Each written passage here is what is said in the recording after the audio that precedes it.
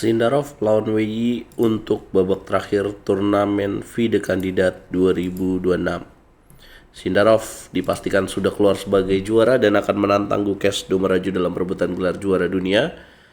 Belum ditentukan waktunya, nanti akan saya beritahu kalau sudah ada info dari FIDE. Sindarov memiliki 9,5 poin. Kalau dia di sini minimal nggak kalah atau remis, maka dia akan menciptakan rekor baru sebagai seorang pemain catur yang juara dengan 10 poin di turnamen FIDE Kandidat. Paling tinggi dalam sejarah FIDE Kandidat adalah 9,5 poin yang dilakukan oleh Ian Nepomniachtchi. Magnus Carlsen sendiri hanya 8,5 poin di tahun 2013 dan dia menang lewat jumlah kemenangan ketika tiebreak melawan Vladimir Kramnik yang poinnya juga 8,5. Langsung aja kita bahas gamenya, jangan di skip iklannya ya teman-teman. Jangan lupa di support dengan cara like, kasih hype, dan gabung RL Chess Academy. Sindarov memulai dengan langkah E4, E5. WI juga sudah tidak punya peluang apa-apa ya. Kuda F3, kemudian kuda ke petak F6. Ini adalah Petrov defense. Putih mainkan langkah kuda C3, variasi 3 kuda. Kemudian hitam kuda C6 dan ternyata dilanjutkan dengan 4 knight game, permainan 4 kuda, Spanish variation. Kemudian hitam kuda D4. Kalau di sini putih ngambil pion petak E5, maka ide hitam adalah Queen E7. Kalau misalkan di sini mundur kuda F3, maka makan B5 dan kemudian makan E4. Dengan pertukaran Queen seperti ini jelas enak buat hitam. Karena hitam memiliki sepasang gajah ya. Bisa dilanjutkan dengan D5. Apabila C4 maka A6. Dimakan maka makan lagi. Putih tidak lakukan itu, tapi melakukan pertukaran pada petak D4, dimakan lagi dan kemudian mendorong E5.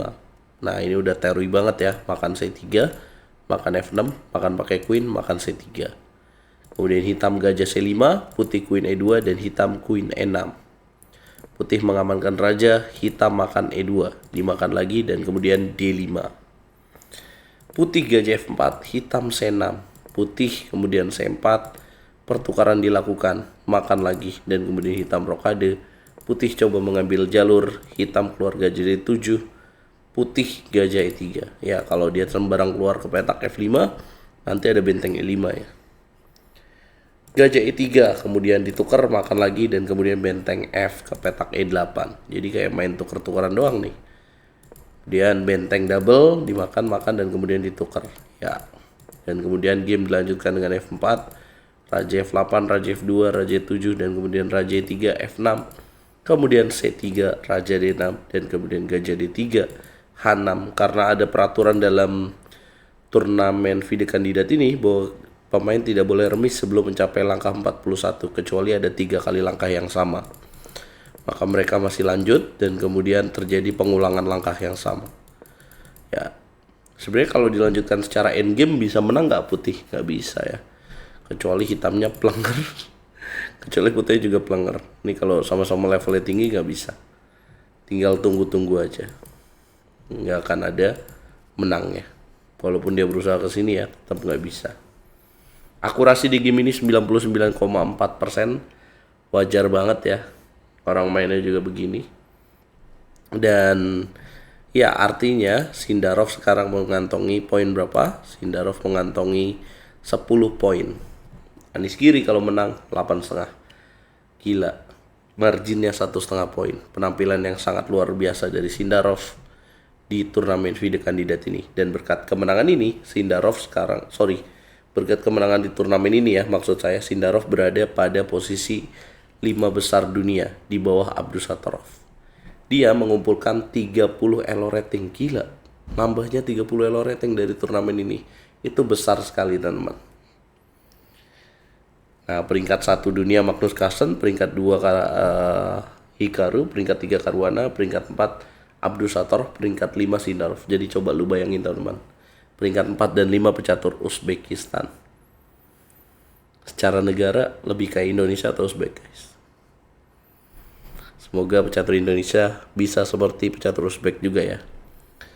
Nah, sementara sebenarnya game lain masih berlangsung ya. Dari kalau lihat dari peluangnya, ini ada game menarik dari Caruana dan Pragnananda sudah remis melawan Hikaru. Hikaru mah cuma berkonten doang nih kayaknya di sini.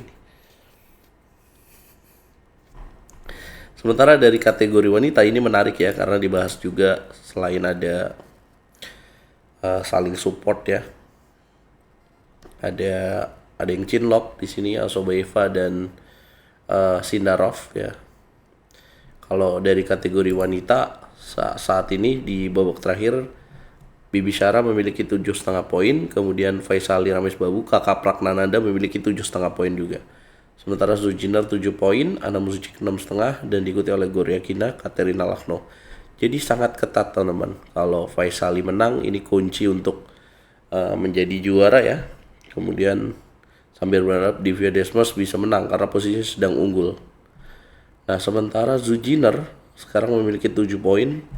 Ya kalau Faisali bisa menang jelas akan menguntungkan ya. Tapi kalau remis sementara Zujiner juga bisa menang, ini juga akan rame lagi. Dan juga Ana Muzychuk juga nggak bisa ngejar ya. Cuma ini aja. Itulah yang terjadi teman-teman. Turnamen berikutnya yang penting apalagi nanti akan saya beritahu ya. Pokoknya nonton terus channel YouTube RL Chess. Dan jangan lupa juga follow Instagram saya untuk konten-konten menarik tentang catur. Silahkan gabung ke RL Chess Academy buat kalian yang pengen tambah skill catur.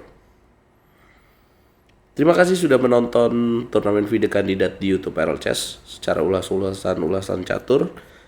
Setiap hari saya akan update konten-konten ulasan catur ya, yang menarik yang bisa saya bahas supaya teman-teman bisa terus tambah skill ilmunya, bisa terus menyukai olahraga catur dan bisa semakin jago dalam bermain catur.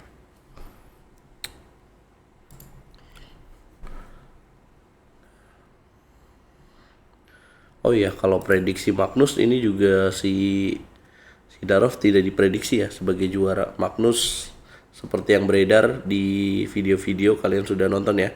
Kalau Magnus memprediksi bahwa Hikaru Caruana akan memiliki peluang paling besar untuk memenangkan turnamen video kandidat.